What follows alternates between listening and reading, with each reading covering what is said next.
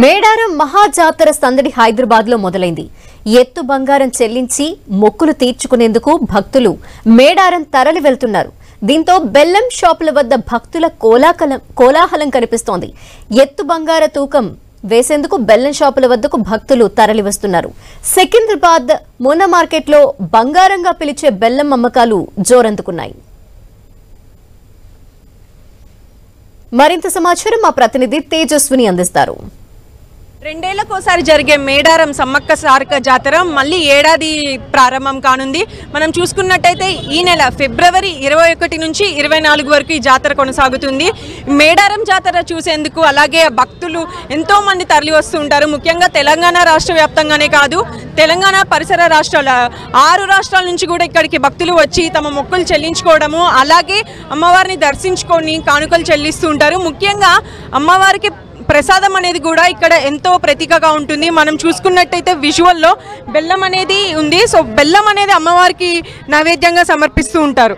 ఈ బెల్లం ఎలా సమర్పిస్తారు అంటే, ముఖ్యంగా ఒక మనిషిని ఒక త్రాసులో పెట్టి దానికి తగ్గట్టు ఆ మనిషి బరువు ఉన్న బెల్లం అనేది ఒక త్రాసులో పెడతారు, ఇంకో పక్క మనిషి కూర్చుంటారు. సో దానికి తగ్గట్టే ఆ బెల్లం అనేది ఆ పర్టికులర్ పర్సన్ ఎవరైతే ఉన్నారో భక్తులు వాళ్ళు తీసుకెళ్ళి అమ్మవారికి నైవేద్యంగా పెడతారు. మనతో పాటు ఇక్కడ నిర్వాహకులు నిశాంత్ ఉన్నారు. Sir, hello sir. సో ఈ మేడారం జాతర అరేంజ్మెంట్స్ అన్ని స్టార్ట్ అయిపోయాయి. సో ఎలా ఉంది ఇక్కడ సందడి? Crowd is good. One last week నుంచి చాలా క్రౌడీ ఉంది. It's going from morning from 8 to night 10. అంటే రోజుకి ఎంతమంది భక్తులు వచ్చి ఇక్కడ బెల్లం కొంటున్నారు? roughly about 100 to 120 people. roughly 120 people అయితే డెఫినెట్లీ అవుతుంది. అంటే బెల్లం కాస్ట్ ఎలా ఉంది? అంటే జనరల్గా నాన్ సీజన్లో ఒక రకం ఉంటుంది, ఈ సీజన్లో ఎలా ఉంది ఈ మేడారం సీజన్? ద బెల్లం కాస్ట్ వచ్చేసి 40-42 కెళ్ళి స్టార్ట్ అవుతుంది అండ్ రేంజెస్ ఫ్రమ్ 46. సో మనం చూసుకున్నట్టయితే ఈ బెల్లం అనేది అమ్మవారికి నైవేద్యంగా పెడుతూ ఉంటారు.